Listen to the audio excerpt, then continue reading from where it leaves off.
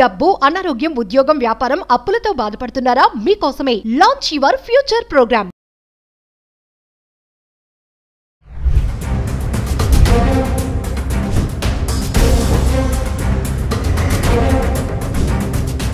Hi hello namaste, welcome back to Suman TV. ప్రస్తుతం మనతో పాటు ఉన్నారు consumers welfare committee chairman Mandadi Krishnareddy గారు. సార్తో మాట్లాడదాం. నమస్తే సార్. నమస్కారం అమ్మా. సార్, మరొక విషయం ఏంటంటే, మరి ఇప్పుడు అక్కడ చదువుకోవడానికి వెళ్ళిన వాళ్ళు చదువుకుంటూ పార్ట్ టైం జాబ్స్ చేయాలని ఇప్పటివరకు అనుకున్నారు, కొంతమంది చేశారు, ఇప్పుడు కొంతమంది చేయట్లేదు, అలాగే క్యాంపస్లోనే ఉంటున్నారు. అలాంటి వాళ్ళకి ఏదైతే ఖర్చులు ఉంటాయో ఆ భారం పడుతుంది బాగా. ఇక్కడ నుంచి పంపించే స్తోమత తల్లిదండ్రులకు లేదు, అక్కడ వాళ్ళు బయటకు వెళ్ళి తెచ్చుకోవడానికి వాళ్ళకి ఛాన్స్ లేదు. అలాంటి వాళ్ళు కొంతమంది సూసైడ్స్ కూడా చేసుకుంటున్నారు. రీసెంట్గా ఒక అబ్బాయి కూడా చనిపోయాడు. అలాగే జాబ్ లేక, ఖాళీగా ఉండి మళ్ళీ తిరిగి రాలేక.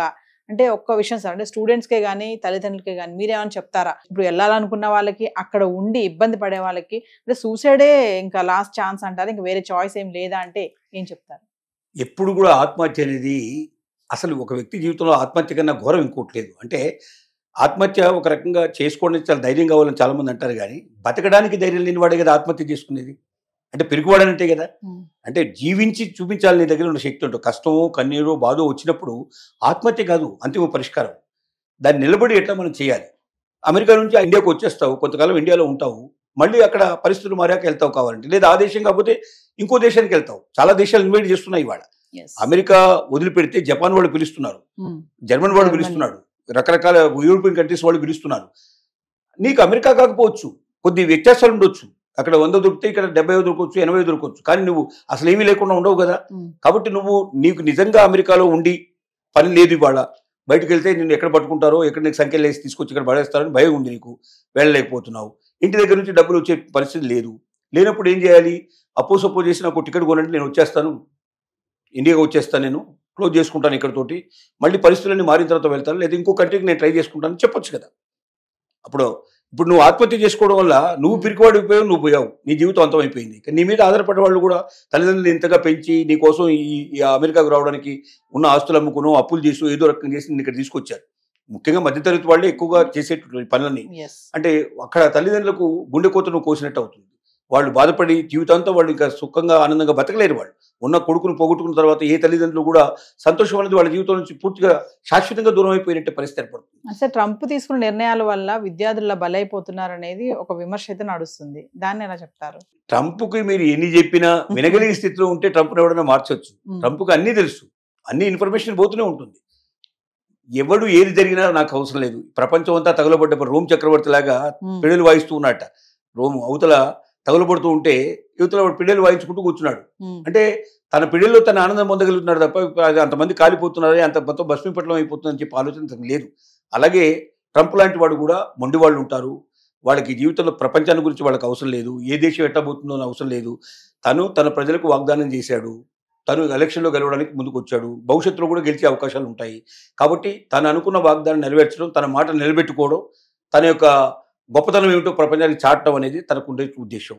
తనకు ఏముంటుంది, మనం నడుస్తున్నప్పుడు మన కింద అనేక చీమలు, దోమలు, లేకపోతే చిన్న చిన్న జీవులు కొన్ని లక్షలు చచ్చిపోతాయట ప్రతిరోజు. మనకు తెలియకుండానే కొన్ని వేల జీవుల్ని చంపేస్తున్నాం, మనకు తెలియదు ఆ సంగతి. పోనీ జీవులు ఉన్నాయి కదా, మనం వాటి చావకుండా నడవగలవు అంటే నడవలేము. కాబట్టి కొన్ని అనివార్యంగా జరుగుతాయి. అలాగే ఇది కూడా అలాగే జరుగుతుంది. కాబట్టి ట్రంప్ తీసుకున్న నిర్ణయాల వల్ల ఎఫెక్ట్ అవుతున్న స్టూడెంట్స్, పేరెంట్స్ ఆలోచించాల్సిందంటే తన పిల్లవాడిని అక్కడ ఉంచకుండా వెంటనే తన దగ్గర తెప్పించుకోవడం ఎట్లాగా. ఇంతవరకు అప్పు చేసావు, ఇంకేదో ఒక అప్పు చేసి ఒక టికెట్ కొనేసి పంపించేస్తే, వచ్చేసేస్తే అక్కడితో ఆ పని క్లోజ్ అవుతుంది. ఇక్కడ ఏదో చేసుకుంటాడు తాత్కాలికంగా, లేదా ఇంకే ప్రయత్నాలను చేసుకుంటాడు, ఇంకే కంటికన్నా వెళ్ళే ప్రయత్నం చేస్తాడు, బతకడానికి అవకాశాలు ఎక్కువ ఉంటాయి. అంటే అమెరికానే కాకుండా చాలా దేశాలు రెడ్ కార్పెట్ వేసి పిలుస్తున్నాయని చెప్తున్నారు కదా.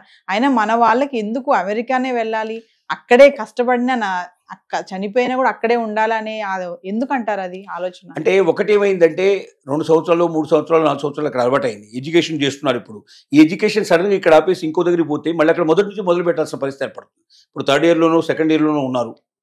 5 years కోర్స్ లోపల 2 years 3 years పూర్తి అయిపోయింది, ఇంకా 2 years బాకీ ఉంది. ఈ 2 yearsలో ఇప్పుడు మానేసి వచ్చేస్తే వేరే కంట్రీ లోపల 4th ఇయర్లో 3rd ఇయర్లో జాయిన్ చేసుకోరు కదా, మళ్ళీ అక్కడ 1st ఇయర్లో జాయిన్ కావాల్సిన పరిస్థితి ఏర్పడుతుంది. అంటే ఒక రకంగా ఎడ్యుకేషన్ నాశనం అవుతుంది, కెరియర్ నాశనం. రెండోది ఏంటంటే అమెరికా లోపల ఉన్న అంటే అట్మాస్ఫియర్ కానీ, లేదా అక్కడ ఉన్నటువంటి సిస్టమ్స్ కానీ, కస్టమ్స్ కానీ, ఫ్రీడమ్ కానీ చాలా కంట్రీస్లో ఉండవు. అంత ఫ్రీడము అంతగా జీవితం గడపడం కష్టం. తర్వాత అక్కడ బాగా అలవాటైపోతుంది, ఆ వాతావరణం అలవాటైపోతుంది, ఆ సిస్టమ్స్ అన్ని అలవాటైపోతాయి. అక్కడ బంధాలు ఏర్పడి ఉండొచ్చు, బాంధవ్యాలు ఏర్పడి ఉండొచ్చు. వీటన్నిటిని తెంచుకొని బయటికి రావాలంటే కొంతమంది, ఇంకోటి అమెరికాకు వెళ్ళొచ్చారని చెప్పుకున్నంత గర్వంగా ఇతర దేశాలకు వెళితే అంత గౌరవం ఇక్కడ ఉండదు. అమెరికాలో చెప్పుకోవడానికి అక్కడ పోయి మీరు కప్పులు గడుగుతున్నాడా, లేకపోతే అక్కడ వాడు ఏదైనా పెట్రోల్ బంక్ లో పని చేస్తున్నాడా, లేదా వాడు ఏం చేస్తున్నాడు కాదు, కానీ మా వాడు అమెరికాలో ఉన్నాడు అని చెప్పుకోవడంలో ఒక గొప్ప ఆనందం, ఇక్కడ ఉన్న వాళ్ళకి కూడా ఒక గొప్ప గౌరవంగా భావిస్తారు. అది ఇప్పుడు అందరికీ తెలిసిపోతుంది. అక్కడ వెళ్ళి వీళ్ళు ఏం చేస్తారో అని తెలుస్తుంది. మనకు ఒక లండన్ వెళ్తే లండన్లో సుమారుగా ఒక 5,000 రెస్టారెంట్స్ ఉంటాయి మినిమంగా. అన్ని ఇండియన్ రెస్టారెంట్ అని పేరు ఉంటుంది. పాకిస్తాన్ పెట్టి పెట్టినా ఇండియన్ రెస్టారెంటే పెడతాడు, బంగ్లాదేశ్ వాడు పెట్టినా ఇండియన్ రెస్టారెంట్ అంటాడు, ఎవరు పెట్టినా ఇండియన్ రెస్టారెంట్. ఎందుకంటే Indian restaurants more popular. So ఇప్పుడు మన దగ్గర నుంచి వెళ్ళిన స్టూడెంట్స్ కనీసం ఒక 10,000 మంది స్టూడెంట్స్ లండన్లో హోటల్స్లో పనిచేసే వాళ్ళే మీకు కనబడతారు. మీరు ఏ హోటల్కి వెళ్ళండి, తెలుగులో గట్టిగా మీరు మాట్లాడండి, వెంటనే మీ దగ్గరికి 2-3 పరిగెత్తుకుంటూ వస్తారు. అంటే అంత పాపులర్ అయిపోయినాయి అక్కడ. సో అయినప్పటికీ ఏంటంటే అమెరికా మీద ఒక మోజు, అమెరికాలో ఉన్నారంటే ఒక గౌరవం, తల్లిదండ్రులకి అదే రకం మోజు ఉంది, పిల్లలకి అదే గౌరవం ఉంది. ఒకవైపున అమ్మాయిల్ని చంపుతున్నారు, అమ్మాయిల్ని అక్కడ చాలా ఘోరంగా చిత్రహింసలు పెడుతున్నారు అని తెలిసి కూడా చాలా మంది తల్లిదండ్రులు అమెరికా సంబంధాలే కావాలని కోరుకున్నట్టు వాళ్ళు చాలా కాలం చేశారు ఆ పని. అయినా పర్లేదు అక్కడికి వెళ్ళమ్మా అని పంపించిన వాళ్ళు కూడా ఉన్నారు. అంటే చూస్తూ చూస్తూ కూడా తన కూతురు బాధపడుతుంది, కష్టపడుతుంది, అంత దూరంలో ఏమైనా జరిగే అవకాశాలు ఉన్నాయి, చాలామంది అల్లుళ్ళు అలా ప్రవర్తిస్తున్నారు క్రూరంగా తెలిసి కూడా ఎందుకు పంపించారంటే అమెరికా మీద ఉన్న మోజు అలాంటి పరిస్థితి తీసుకొచ్చింది. ఆ మోజులోంచి బయటికి రావాలి.